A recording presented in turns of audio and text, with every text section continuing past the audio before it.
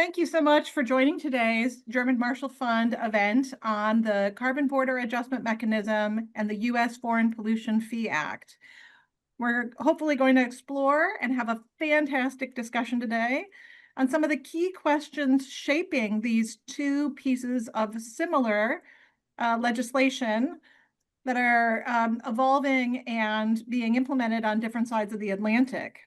This event will explore the aims of these two pieces of legislation, how they operate, and their impact on European and U.S. competitiveness. It will also examine whether border carbon adjustments are an area of potential transatlantic convergence, and if so, how. And I take some, I think, hope out of this, given comments that have been made in the past by both USTR Jameson Greer and others with regards to this is a potential area where the US and the EU might be able to find common ground. So with that, I'm going to kick it off and start off first with Dr. Chahim as the lead parliamentarian on CBAM and leading kind of the Parliament's efforts on passing this legislation in the last mandate of Parliament. Can you help the audience here to understand the origins of this legislation, what the Parliament and more broadly, what Europe was trying to achieve, and how do you think CBAM is contributing to global decarbonization efforts? Well, I have to say that the moment the Carbon Border Adjustment Mechanism was launched by the Commission in 2019, I think it already had an effect. From that moment on, you could see several countries either asking for information on to create their own carbon markets, or even if they already had a carbon market, informing how to set up their own CBAM.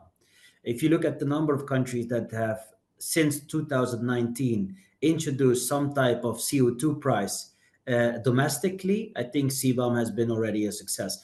And I always tell everyone that, it's a climate measure. The EU is not interested in any revenues coming out with CBAM because that will be the best outcome of CBAM.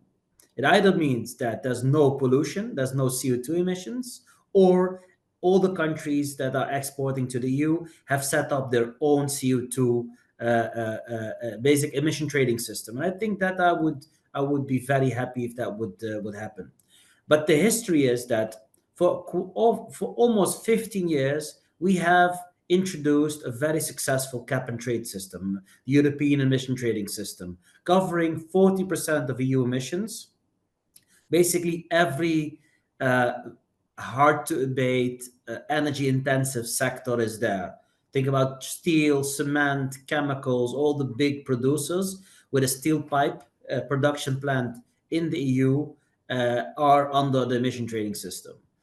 In order for us to accelerate and then take away free allowances, which is the allowances that they get to produce without paying any carbon credits for it, in order to phase those allowances out, we need to have another, as we say, a measure at place to prevent carbon leakage.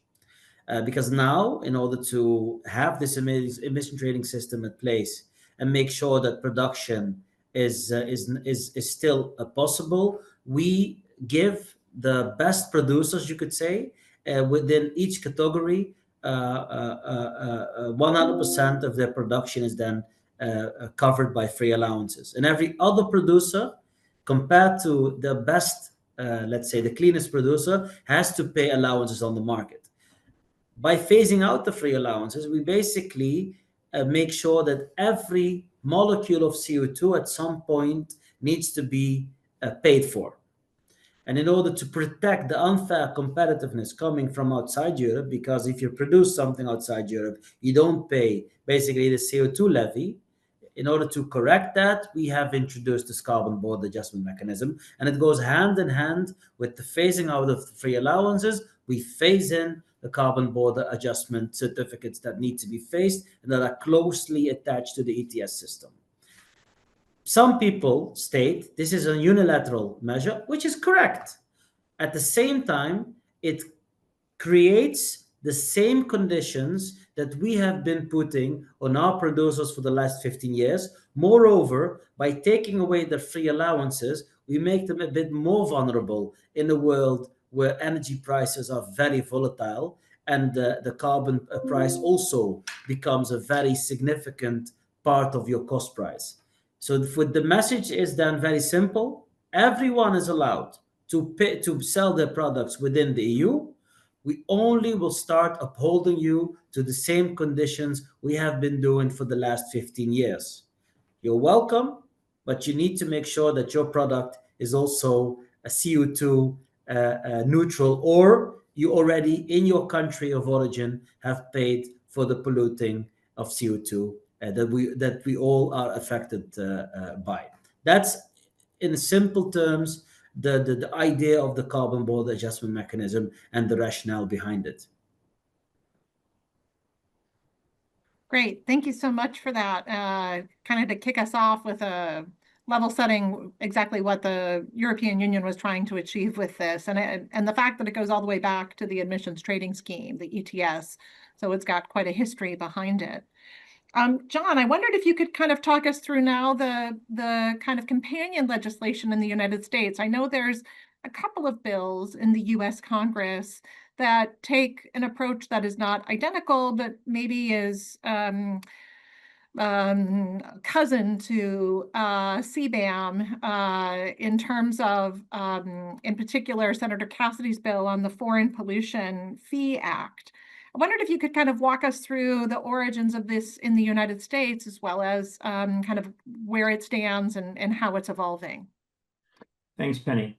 I should start by just saying that Silverado has provided analytical support to Senator Cassidy's office, as well as Senator Whitehouse's office, on sort of similar legislation with the Clean Competition Act there.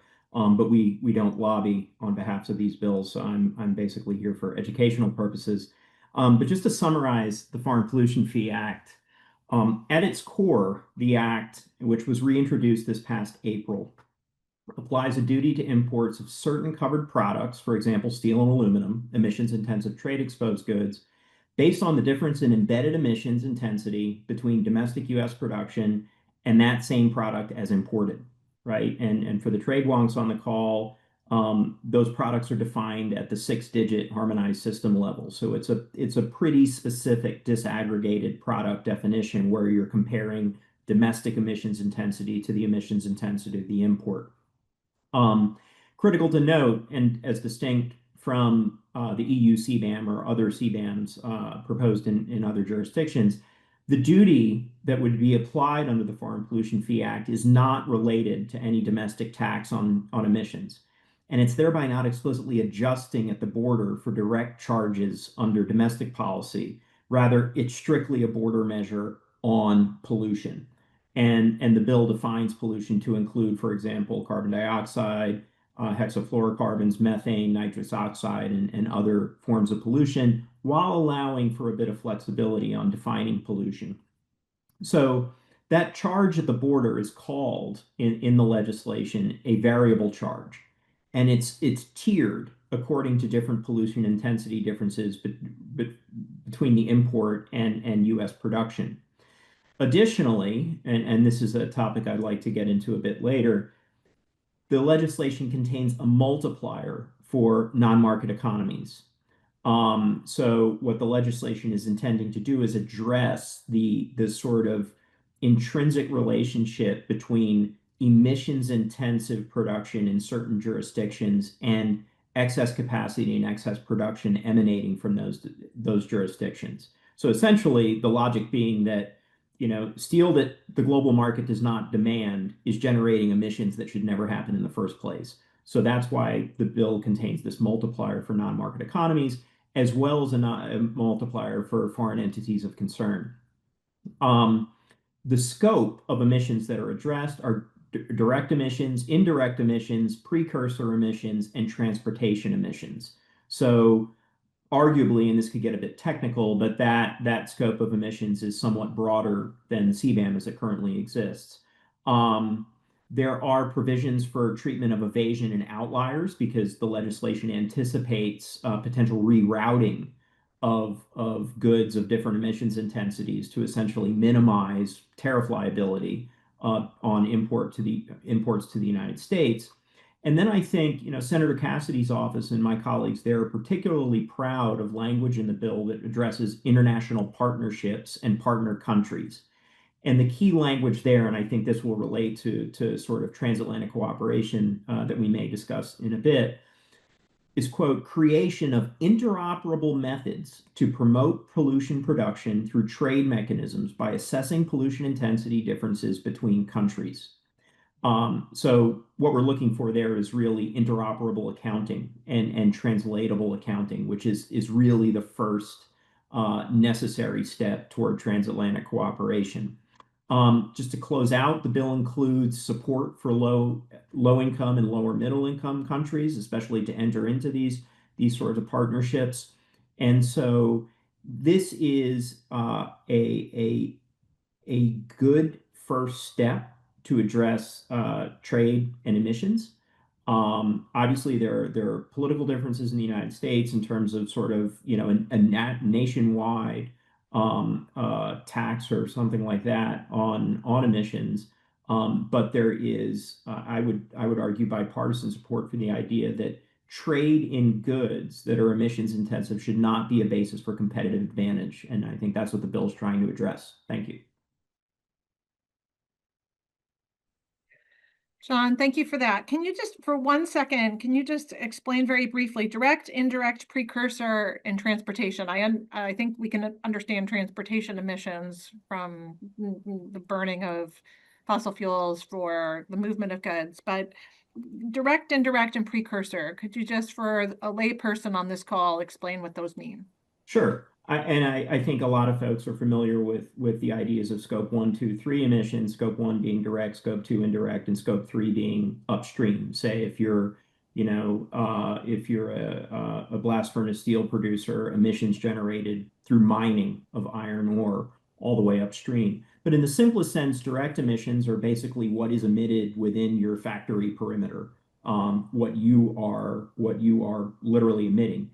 I think the best example of indirect emissions comes from the aluminum space, where aluminum is called solid electricity for a reason, and production of primary aluminum in particular is very electricity intensive. So your indirect emissions for aluminum producer would be emissions generated for the production of electricity for your processes. And however that electricity is generated, it might be hydroelectric, it might be coal-fired, it might be from some other source.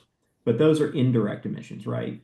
Primarily through your energy and what's required for production processes. And then precursor emissions gets even further upstream, sort of emissions related to your inputs further upstream. So that's kind of the most direct way to address that question. But I know this might pertain to sort of interoperability of accounting that we might discuss down the road. I mean, there are other designs on the table for accounting for emissions, as well as with an eye forward toward getting folks to be accounting the same way without double counting through the supply chain, and really counting the same thing. Because ultimately, if you're applying a customs duty based on that accounting, you want to reduce potential trade friction by not having that accounting being the basis for dispute. Great, thank you, John. George, would love you to kind of talk about maybe building off of what we've heard on these two things. How are governments now thinking about these measures, and how are and implementing CBAM? There's, I think, this push in Europe around competitiveness as well, and trying to balance, I think, some of the very good goals of the legislation of CBAM, but in terms of implementation, thinking about how the legislation is being implemented in a way that achieves the goals of the legislation, but at the same time balances some of the competitiveness concerns that companies have operating in Europe. And I would just love to hear your thoughts on kind of where things stand today and how people are thinking about these legislations. No, thanks, Penny, and it's really great to be here with everyone and having the different perspectives. I think it's worth just sort of taking a step back and seeing where we are at this point in time vis-a-vis businesses. So with the EU CBAM, right now we're in something called the transition period. So businesses have had to be reporting the embedded emissions in their imports into the EU of steel, aluminium, concrete, fertilizers, hydrogen, and electricity. But there's been no cost implications yet in terms of having to pay for those CBAM certificate costs. That those will start on the 1st of January 2026. So we're really only 2 months away from entering what the EU's calling its definitive period of the EU CBAM. Now, there has been some simplification over this transition period, particularly around the threshold of the businesses that are being covered, and that's been really welcomed by industry. Before, it was every shipment over 150 euros coming into the EU being covered by EU CBAM. That was a huge amount of paperwork for a lot of small businesses, particularly, things like if you bought 200 euros worth of screws, and for sort of your business to do some construction or whatever the case may be, but you're only doing that once a year, you'd have to submit a CBAM declaration, or you were meant to. The levels of compliance have certainly been a little bit interesting since 2023, but that was deemed to be sort of not in the spirit of that competitiveness aspect. So the threshold was raised to 50 tons of embedded carbon per year going forward. So I think that those simplifications have been really welcomed by industry. That said, there is still a phenomenal amount of work that's still left to do for businesses to be able to comply with the CBAM regulation in the definitive period. Just to give you an example of what some of those delegated and implementing acts that we still need to see over the coming weeks and months. So confirmation on the default values. So if you're a business that you don't actually have the actual embedded emissions data, you're going to be able to use something called default values that are a proxy for that embedded carbon. We don't know what those numbers are going to be for the different commodity classes, and we don't know how punitive they're going to be, which is something that the Commission has indicated that there is an incentive to get businesses and producers to the actual embedded emissions. We don't know sort of what the requirements around the verification of those actual embedded emissions reports are going to constitute. We don't know how exactly the CBAM certificate buying and selling process is going to work on a day-to-day basis for a lot of businesses.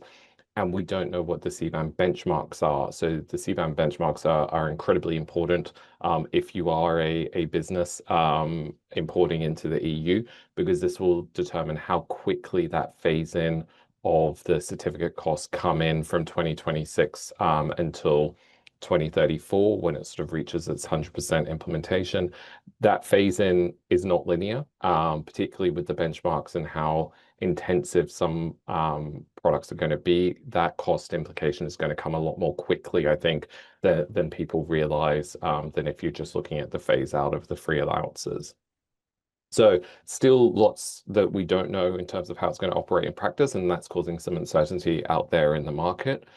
The Commission and the EU is also talking about the future evolution of the CBAM regime as well. And just to speak around a couple of those concepts that are very much a hot topic in Brussels at the moment.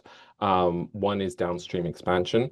So right now you've got your primary steel and certain semi-finished steel and aluminium products that are included in the EU CBAM scope.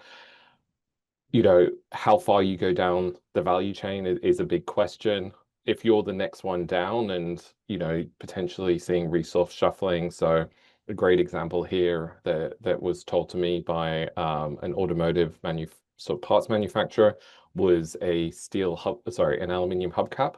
It's 100% aluminium, but not currently included in EU CBAM. So why would they, and they say this, be penalized for importing that raw aluminium, producing the aluminium wheel and selling it in the EU, versus another automotive company sort of just outside of the EU selling in that aluminium wheel that doesn't have to currently pay the CBAM cost. So there's always going to be a question around sort of where do you draw the line in the value chain, and sort of, I think the environmental versus cost is going to be a really interesting question there. So you've got downstream, you've got the horizontal expansion as well. So to other sectors that are currently covered by the EU ETS, so glass, ceramics, paper, mineral oils, or other sectors that are spoken about there.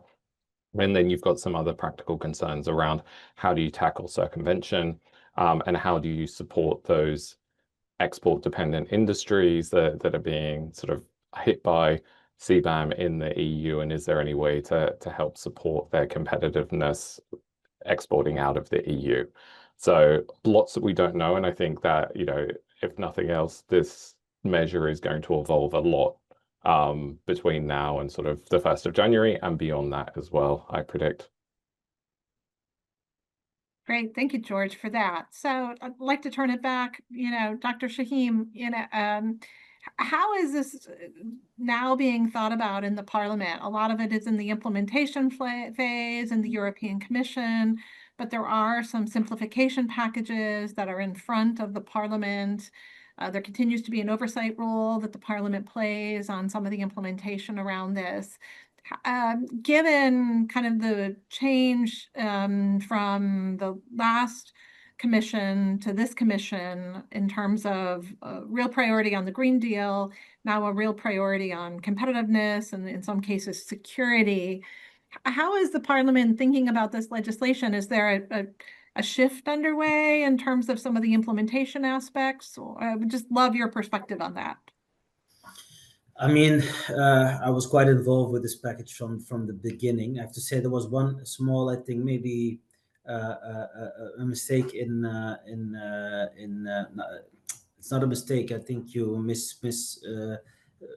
George said that the new de minimis, the new threshold was 50 tons embedded emissions, but small correction, it's just 50 tons of product value. It's not the embedded emissions. So, I mean, I think you meant to say that, George, just because of the audience. I just want to make sure that that's corrected, because else we'll have a problem the 1st of January. So, and the idea there was, I mean, we've that adjustment is a perfect example how you can do simplification without deregulation. And I see it as a technical adjustment.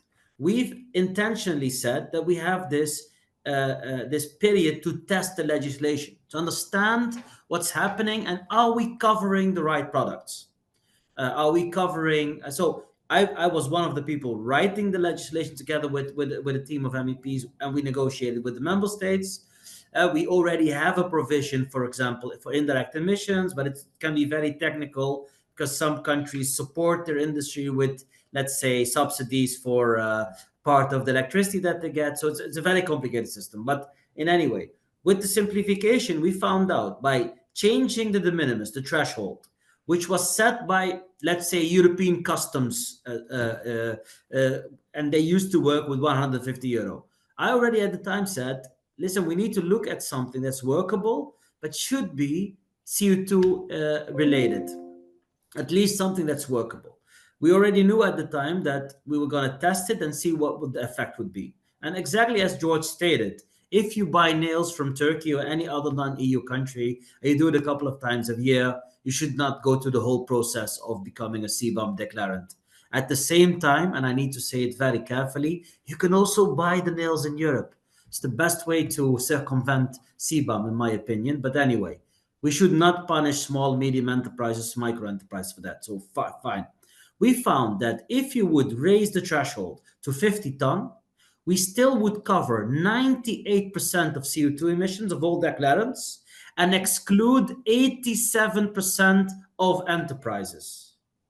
If you're a member of parliament and you would not go for this new threshold, then you're basically not serious about the legislation. Because at the same time, in order to make sure we validate the declarations of companies, if you can focus on the big group that really is CO2 intense, you can also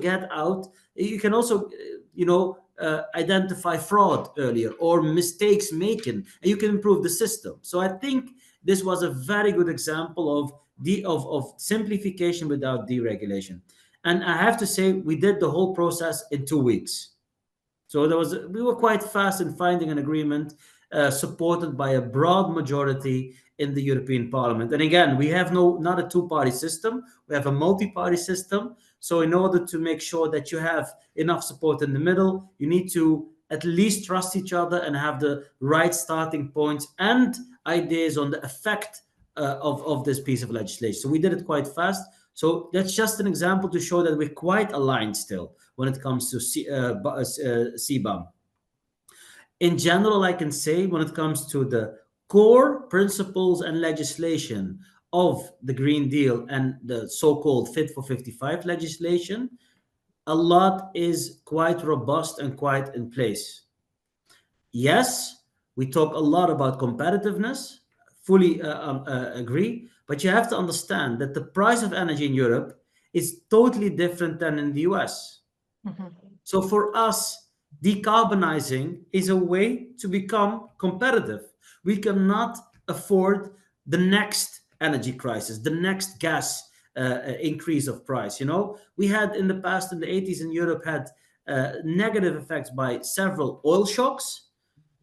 Gas shocks will become a big driver of inflation within Europe. The only way to, let's say, minimize that effect is that by diversifying our energy system. And for Europe, that means investing significantly also in solar, wind, and some other technologies, by the way. And I think we will not turn back from that perspective and that goal.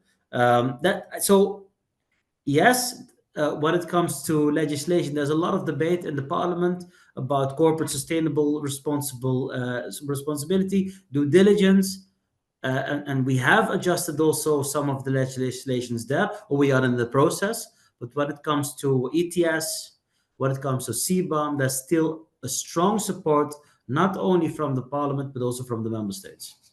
Well, thank you for that. I think, part of your earlier explanation too about how this is building on top of long-standing legislation and adjusting it a bit makes CBAM,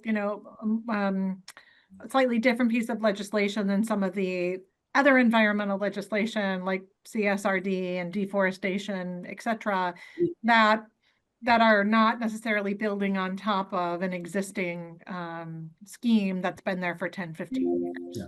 At the same time, there are debates about exports, how to deal with them. We've had them already 3 years ago. We found the solution by using some of the revenues within the Innovation Fund, one of the most successful tools coming out of emission trading. Most of the revenues from that are invested or given back to companies for innovation. So there we've used a share of the revenues to help these export-dependent companies, but it's not enough. So there is a big discussion now to see whether we can come up with other alternative solutions for that. It's still very difficult. Of course, there's still the debate on to what extent this measure is seen as a unilateral negative measure towards especially developing countries. That's also something I think we still have to deal with. I think, and I've said this many times, and that's why I'm also a big fan of the German Marshall Fund, connecting the EU with the US, the transatlantic relations. If somehow the US administration, together with the EU, can have an agreement on how to measure carbon, how to make sure that at least is standardized, then we can still have a lot of discussions on whether we like the foreign pollution fee or whether the US administration likes the CBAM measure. Although I believe that it could be relatively preferable for US companies, because if you look at the CO2 intensity in general of US producers, it's quite low compared to many other regions in the world. So yes, it could be a levy, but that levy could open a larger share of the market. And I think people like Mr. Cassidy are very smart and also seeing that it could create opportunities. But if we can agree on a methodology of accounting these emissions, then at least we have set the standard to create these type of instruments also in other places of the world. And if US and the EU would agree, I think that would be very beneficial out of this. That would be a very good benefit coming out of this discussion. John, can I have you kind of, take that mantle that's been thrown down by Dr. Chahim? Is finding common ground around how to measure carbon between the United States and Europe possible? In the long run, I believe so, and I think it's necessary for interoperability of measures to combat trade in emissions-intensive trade-exposed goods, especially from countries that are gaining a competitive advantage by exporting emissions-laden product. But just to back up for a moment, I think my co-panelists have made some really excellent points. George's points on the impact on downstream producers who are procuring inputs that would be subject to CBAM and sort of the potential impact on their competitiveness. I think that is a absolutely key element to this discussion on both sides of the Atlantic. And then I think Dr. Chahim made an excellent point on the relationship between the EU CBAM and a shift toward essentially less energy impact on production cost structures. Because the fact of the matter is that certain competitor exporting countries are focusing on low energy as a basis for competitiveness. So in terms of sort of moving forward, I think these two measures for now are not exactly very compatible. And that relates to motivations. As we've discussed, the EU CBAM ties back to the ETS now, which is almost 2 decades in existence. And as Dr. Chahim said, and I've heard colleagues in Brussels say more times than I can count, that it's a climate measure rather than a trade measure. I'd hope that we can all agree that regardless of how it's described, there is a trade impact to the measure. So the Foreign Pollution Fee Act, the motivation here in the United States, I think, without getting into the politics of it, but I think we can all understand that the politics are a little different, but it's being framed as really the rewarding of industrial efficiency in the United States and the protection of efficient production and investments in efficient production. And a key point here is that admittedly, leading emissions advantage that the U.S. has in definitely in steel and in certain types of aluminum, that's not the result of an ETS here in the United States. That's a result of capital investment that companies have made in the interest of being industrial efficient. And so, moreover, there's a de facto, what we believe is essentially a de facto tax in the form of regulations to which U.S. companies are subject that lead to these low emissions intensity profiles. So it's not just by sheer happenstance that the U.S. Sort of achieved this highly competitive position where we can empirically prove that the embedded emissions intensities of our production is lower than a variety of our competitors. So what we're trying to do, again, is protect that production, protect investments around it, and most importantly, ideally in cooperation with trading partners, to increase offtake of low emissions production. And do that in a way where we can develop economies of scale in low emissions production that can be traded amongst us. Rather than, I think as is in the case with steel, has been going on for years, our producers, face severe hardship because of excess capacity and excess production in countries like China. So there are somewhat different motivations, but we can definitely move in the direction of greater cooperation in these measures. But I think as we've discussed, getting the accounting correct is an absolutely necessary first step. And then I think tying back to the point where the CBAM is characterized as a climate rather than trade measure, there are these two things happening in Brussels right now where you're moving the CBAM toward enactment. And then within the past month, the Commission announcing, essentially raising its tariff findings on steel products. So whereas the Foreign Pollution Fee Act, I'm sticking to steel here, just as an example's sake, but the Foreign Pollution Fee Act jointly addresses the issue of embedded emissions and non-market excess capacity. The Commission has these two kind of mutually exclusive processes of the CBAM and then what is effectively reconsideration of low MFN rates and low tariff findings on steel products that even with a very active trade remedy regime, it's just very difficult to counter the sheer volume of export coming out of, there's this strong correlation between excess capacity and high embedded emissions, not only China, but also in countries like India.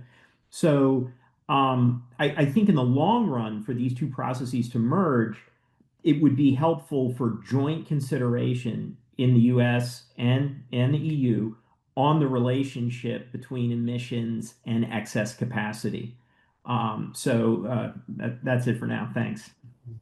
Can I respond to that? Because I think there was a very good initiative in the past, the EU-US Steel and Aluminium Agreement, that unfortunately was not finalized because also of disagreement on how to measure then the emissions and embedded emissions. I believe that standards, product standards, also defined by the embedded emissions, is a perfect way forward, and I think this can exist next to other measures. The issue with CBAM, and that's the big difference with the foreign pollution fee. And again, I've had many discussions with Mr. Cassidy, but also with Senator Whitehouse, Senator Cassidy and Senator Whitehouse. We've been debating CBAM and border measures for years now. And I was one of the few people that actually welcomed the foreign pollution fee, because even without the domestic carbon tariff, I think it's a good way forward, because it looks at the additional carbon compared to domestic production. You could even say it's an existing. You could also say it is a CBAM measure with an existing carbon measure where you give all U.S. producers free allowances, 100%. So they're not affected by, if you would compare it to the U.S. system, to the EU system. But the phase-in percentage of CBAM, it's 2.5% next year, and not of the total embedded emissions, only of the emissions that are not covered. That's 2.5% of the emissions that are not covered by free that are covered by free allowances.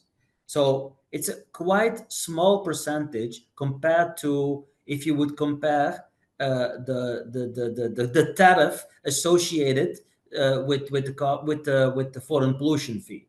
So where CBAM would be a tariff, if you would translate it into tariffs, of a couple percent, and then it will go up to maybe 10-15% around 2030 and later. In some instances, the foreign pollution fee is more than 100% of the product value. They are totally different. So therefore, the EU has to have additional measures specifically for a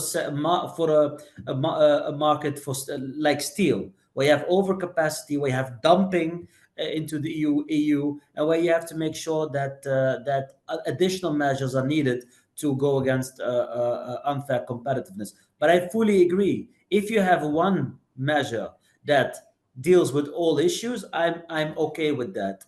In Europe, we usually have a basket of measures that all have smaller effects, but in total would push in the right direction. So the design of CBAM is really connected to the emission trading system, to have no disagreement with other countries when it comes to fairness. We have the prices set by a system that we also make our own producers pay that price, but relatively they are small percentages compared to the final price of the good.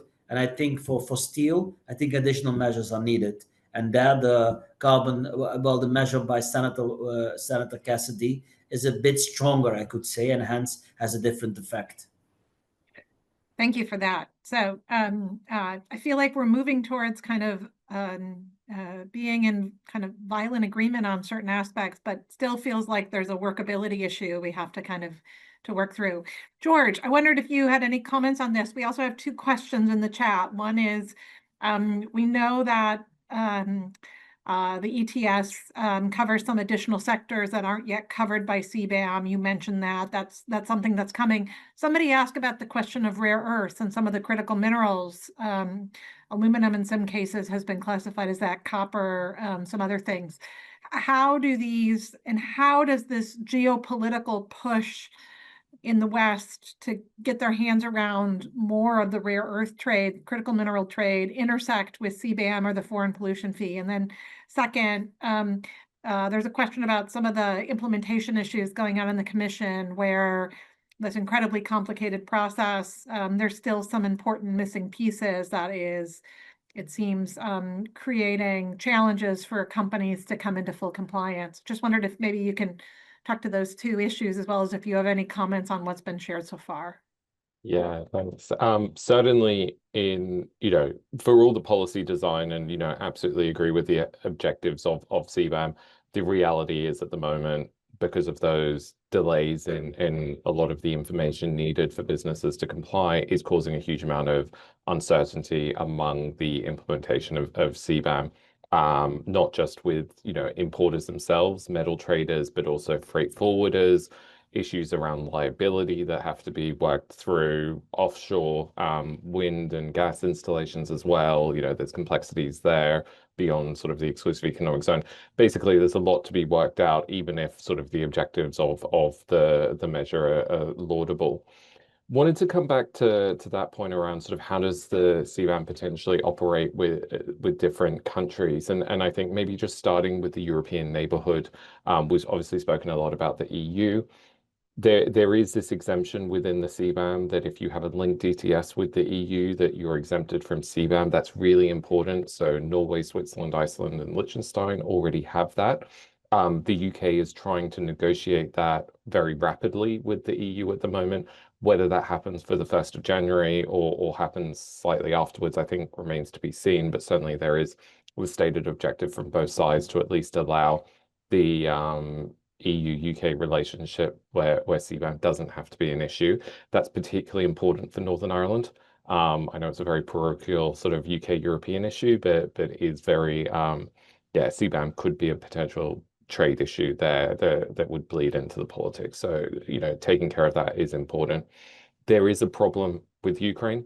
Some of the analysis, certainly in terms of the restrictions on steel, cement, and fertilizer from Ukraine into the EU beyond 2030 becomes very complicated if Ukraine doesn't accede to the EU in that time scale.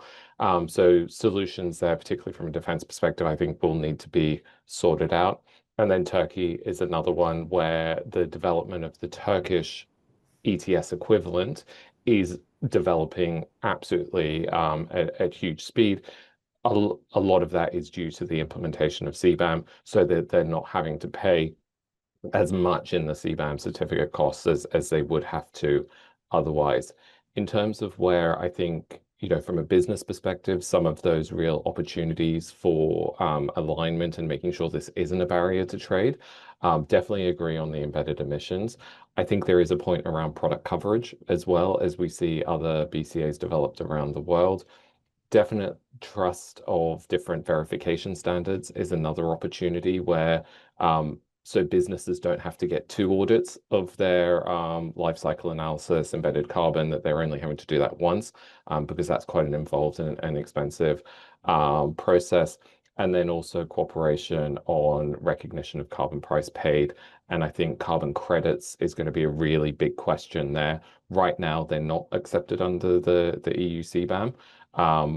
But with some of the ETS developments agreed in council and sort of the use of carbon credits by other countries and sort of the Article 6.4 UNFCCC mechanism, is there a way of making that work together? So just some additional items for where that cooperation could come together.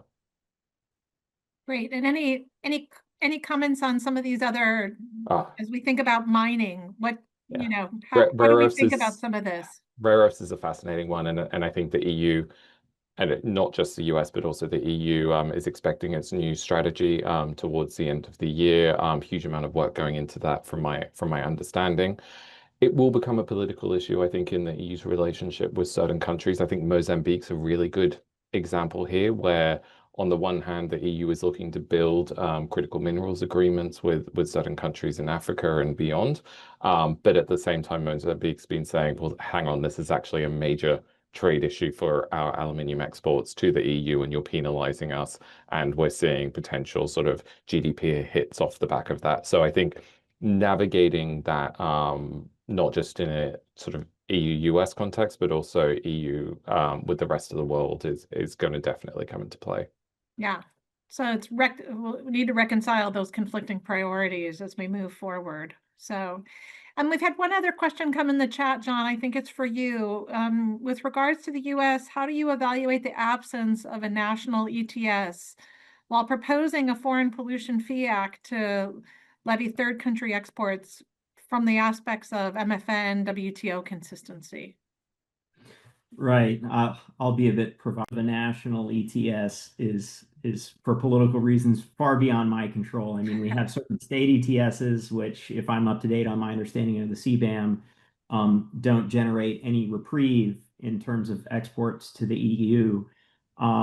Perhaps someday there may be a national ETS. I'm not sure, but the question on sort of MFN and WTO obligations more broadly, as I understand them, I've interwoven this issue of embedded emissions with excess capacity and sort of broader what I said earlier was rupture in the trade system. One of the most interesting documents released during the last administration out of USTR was the statement from Ambassador Tai when the United States lost at the WTO on the Section 232 measures on steel and aluminum, defended with GATT Article 21, which relates to essential security interests. And we effectively said, we alone determine, we, the United States, determine what is in our essential security interest. So we're really in the era now of reconsideration of sort of unquestioned adherence to what foreign countries may perceive to be U.S. WTO obligations. So essential security interest really is most closely related to the idea of excess capacity. But when we talk about embedded emissions, then you get into the potential GATT 20, the environmental exception under the WTO. And I'm probably being reasonable in assuming that the EU may face dispute settlement at the WTO on elements of the CBAM. Certain countries have signaled or telegraphed that they intend to do that. So it would be interesting to see how the EU defends it. But more broadly, and back to my provocative point, be it on issues like embedded emissions and climate/industrial efficiency or excess capacity, I'd like to think that we can all agree that the rules as agreed to in 1995 require significant updating, and in a consensus-driven organization, that updating is going to be extremely difficult because the rules that we're talking about here today are going to disadvantage certain exporters who I don't believe would agree to those updates. So in sort of layman's terms, maybe we've reached a sort of push comes to shove moment in terms of how the trading system is going to be structured going forward and who is willing to trade what with whom.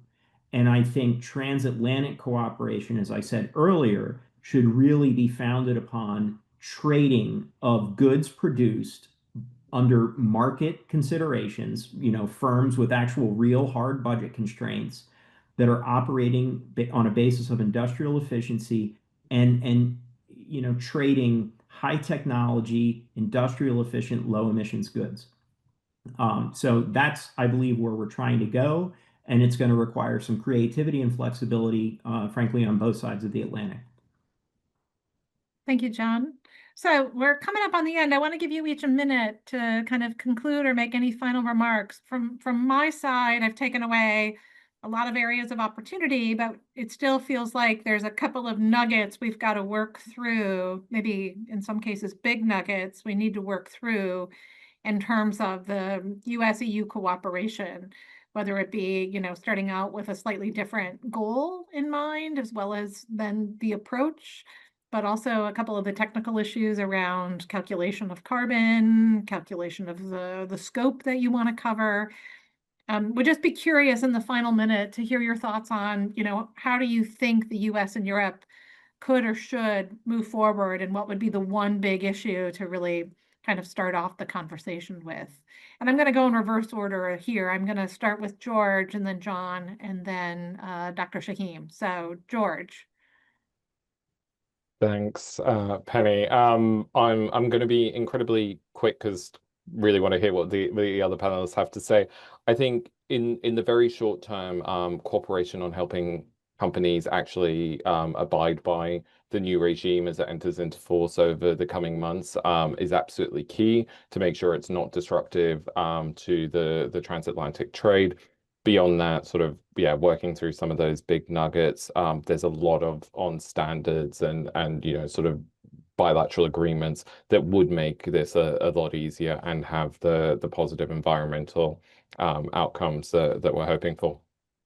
Can I ask you really quick, George? The WTO has been doing some work in this area. I mean, is that the right place for this work, or where should some of the work on some of the standardization be?